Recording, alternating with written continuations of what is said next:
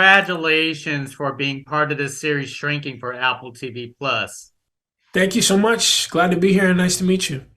Well, it's a pleasure to meet you too. And this is one funny series. I binge whatever episodes that they actually give me, so I can't wait to go all the way to the end. But let me ask that obligatory question: what attracted you? What brought you onto this series?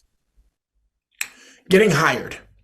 We got a great cast. We got awesome performers on the show. Okay, prolific performers on the show. All right, legendary performers. Dare I say, outstanding. The list could go on. And then there's me. So I'm just happy to be here. So I think for one, it's just I'm really grateful to be working in any capacity, especially after what we went through with COVID and everything. But more than that, man, the script is so well done. It makes me laugh when I'm reading it, and they work so hard on making sure that the content is something that people will want to watch. And I think this is how it feels, but it feels like they work hard on making it something we want to perform. And man, I'm sitting here and I can't wait to shoot more. So it's working. Now, since you brought up the cast first, what was it like to be in the presence of, Jason, Harrison, and Jessica throughout this entire series? I would say intimidating to say the least, but they're so, and oh man, it's rare. I know that this business has a lot of work and growth in terms of like this business has a lot of reputations of just people not being the best, but so far I just haven't come into contact with that. I've come into contact with the exact opposite. Jason is amazing, and he's not only a great resource, but he's a friend.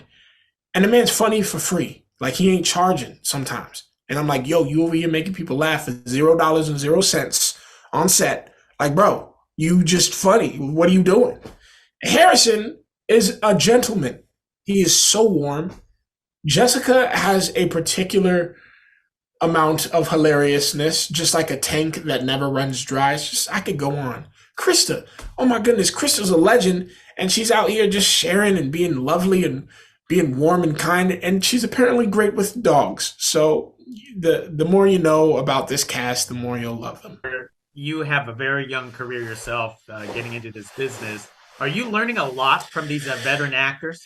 Yes, and I'm learning things that I did not know. I did not know, if that makes sense. Like, it's just, I wouldn't have learned that if I didn't spend any sort of time here, and particularly on comedy. Oh, Jason in particular, like, these people are very funny, and it's difficult not to break. And it's your job to stay in character. And if your character don't find it funny, you should not be laughing. But Jason once, he said to me, hey, you know how I learned to not break? I was like, oh yeah, how? He's like, oh, I was working with Judd Apatow, and he was like, yeah, and he yelled at us and he said, you don't break because it's wasting money and it's your job not to. I was like, oh, that's intense. He was like, yeah. I was like, okay. And that was that. And this is a really funny dude who's very warm, but he was like, yo, like, we in this. We in here working to make other people laugh. We can't rob them of that. And he's such a good and a warm dude who also has this other side of very professional. He takes his job very seriously. It not only educates me, but it inspires me. It would just leave somebody's presence feeling like, oh, I can do anything. That's how I feel after I come home working from Shrinking.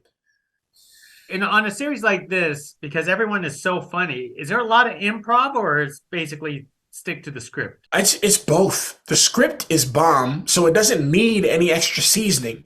But every single time we get what we need, Bill, James, the director, even Jason, let's do one more. And we just go wild. And sometimes they use it, and it's hilarious. Oh, there's physical bits, there's comedic bits, linguistically, and there's just so much room for the performer's interpretation as well as the writing. And I think it's that going hand in hand that makes the show so funny.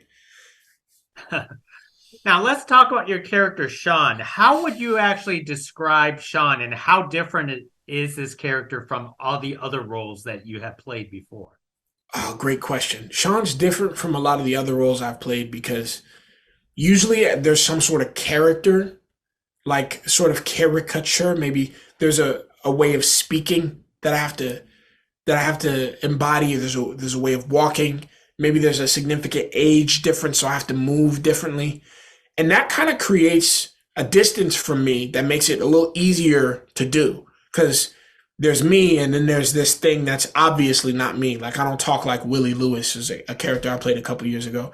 That vernacular and that dialect is something that we built for that, which was easy for me to get into because it was so different from me.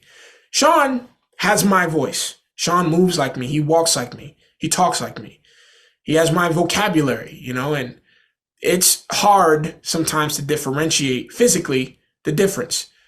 But his personality is the opposite of mine. He's very closed off. He's very sheltered. He's built this wall of steel that he doesn't want anyone to attempt to break, and he'll punish them for trying. Whereas me, I'm just happy to be here. I'm a puppy wagging his tail. I'm just really grateful to be living life. So it's that difference that allows me to step into Sean, even though there's nothing physically different between he and I. His mentality is vastly different than mine. But he's an enigma. He's somebody who wants to improve, but he's struggling right now.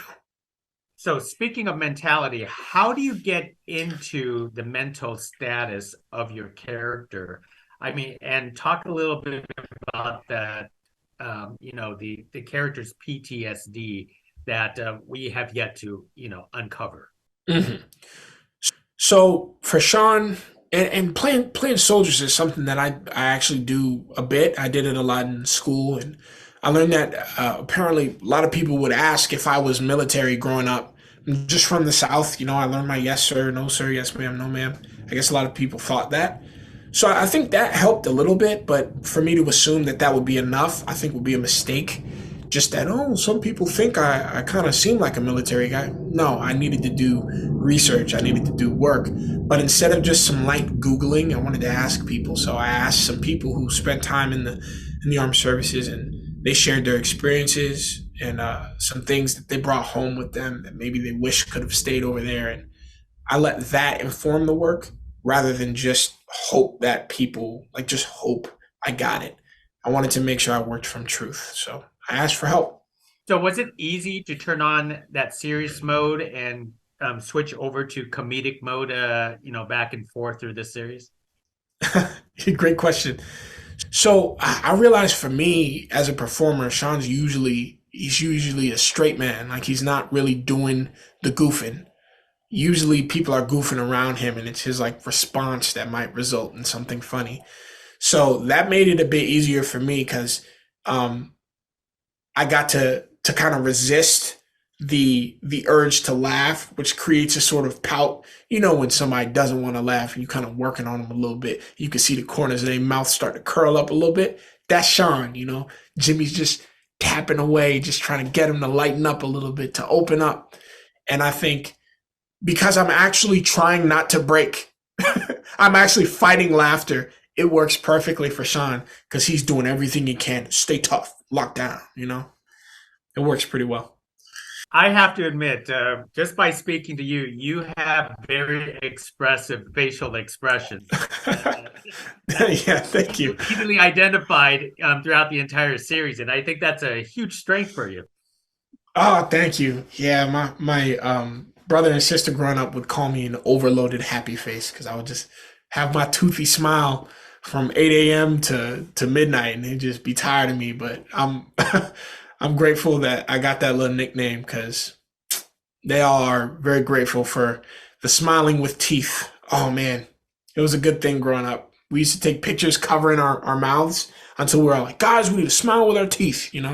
So that's something I'm working on for Sean. He'll get there. he certainly will. And I also want to say that you playing Sean, like the other characters, you get pretty physical in this series. Talk about the physicality of this series and how you prepared for something like that, or did you? Yeah, so I've played a lot of characters in a lot of different parts that required some sort of combat experience, like some movie foo, as I've heard it described. It's a term they use for like stage combat or camera combat, and it's been very beneficial in building this character. So I have a brief history of that, but I can honestly say, of all the things that I've worked on, the Apple TV Plus comedy from the creators of Ted Lasso, I did not anticipate having as much action as it does, and I was so happy about it. But it did take some prep, and I did need a lot of help from our stunt team, from Brian, from Helena, and from Cal, who was also my double, but he would help make sure that I got the techniques right. And it was very, very, for me, it was exhilarating because, what kid doesn't dream of being an action hero at some point, you know? So it was nice to be able to live that out on set. And I hope that the story comes across well, but at the same time, I'm pretty confident because that stunt team is unmatched. They were incredible. The choreography, the communication, it was awesome. But yeah, I did have to prep with them for a bit, and I'm glad they put up with me because I needed a lot of help. I'm curious, Luke. How did you get your start into acting this entire time? Because I've seen you in a few things, and I'm just curious. Oh, yeah, for me, I was playing football in high school. I thought that's what I was gonna do. I was not the word good, so it didn't work out. But while I was doing that, I just forgot to change my elective, and I ended up doing acting too. And when I got to that class, the teacher, her name is Chrissy Wright. She whipped us into shape. She taught us acting wasn't just this fun thing you can do to pass the time in class. It was an actual craft. And then she encouraged me in particular to study and learn some classic performing techniques. And I got hooked. So I went to a college where I studied Shakespeare, the Greeks, and then they helped us work on some other contemporary classics like Ibsen and Chekhov.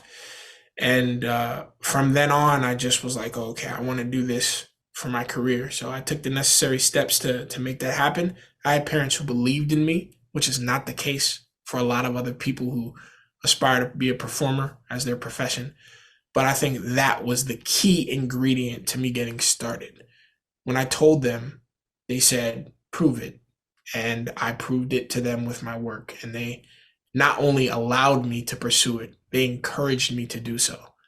And it was everything that I needed to get to a point where I could work on a professional level. So I'm very, very grateful to my parents for that.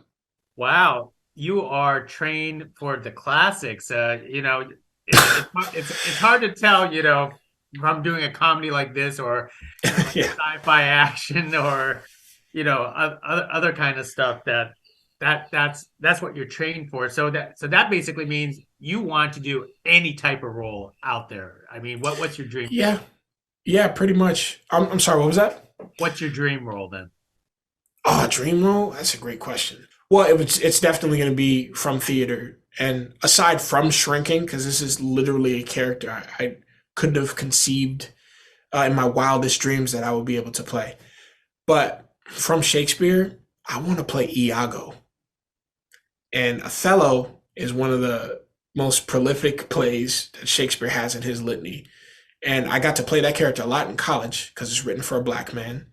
But Iago is such a cool villain. And I don't know how it would work, but I'd love to play that character.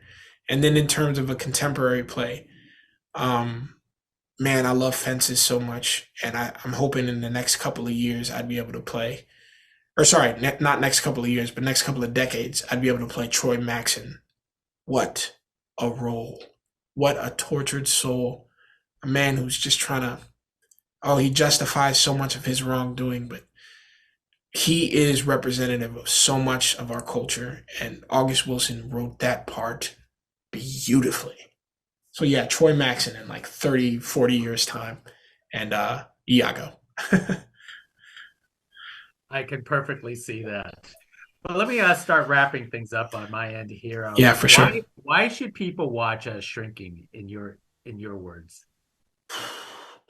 People should watch Shrinking because it will show you what it means to work through your grief. And I say work through because grief isn't something you can go over or under or around. You have to go through it. And shrinking is about going through grief healthily because you can go through it in a very unhealthy way. But I think this show shows us that if we have the right help, we can make it to the other side and still be who we are. Well said, well said. And it's a lot of, hilarious and comedic moments. And I just want to leave with one quick thought. A lot of people won't get it until they see the series, but I have to ask, what is your favorite flavor for your slushy or Slurpee? Oh man. What they had was real good. And then they had popsicles too. And we shot those on the same day. I don't know. Like I said, I'm just happy to be here. That blue one was nice. Actually, the more I'm thinking about it now, the more I want one. Might have to slide to a 7-Eleven when we wrap. Go see how that works. Well, it's glad to know that the treats are real on the set. Oh, yeah, and real delicious. Well, Luke, it's a terrific conversation. Thank you very much for carrying this conversation, and we got to know you, your character, and you personally. Appreciate it, and I can't wait to do this again down the road with you. I appreciate it. It was great speaking with you. Yeah, I appreciate it. I had a good time. Thanks very much. Hey, thank you. Thank you. Bye now.